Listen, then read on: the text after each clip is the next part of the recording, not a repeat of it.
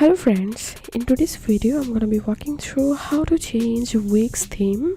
But before getting started this video, make sure to subscribe. How to 1 minute. As you can see right now, I'm in a Wix account, and here we can see my premium Wix website, and I want to change the website theme. So basically here is no direct option to change our theme. So all you have to need to change the theme, we need to create a new template or new website, or you can call it new theme.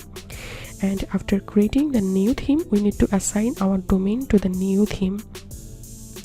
So this is my current theme and this is my domain, howto1minute.com. Now I want to change this Wix website theme to this one, or I'm going to assign this domain to this theme. So I'm going to clicking on this profile icon and clicking on domains,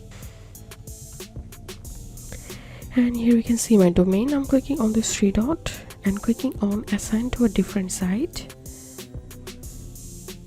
and from this list I'm going to selecting the new theme and clicking on next, assign.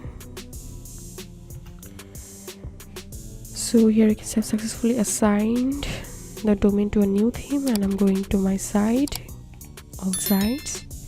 So before this was my website theme, and right now this is my theme. So this is how we can change theme on Wix website.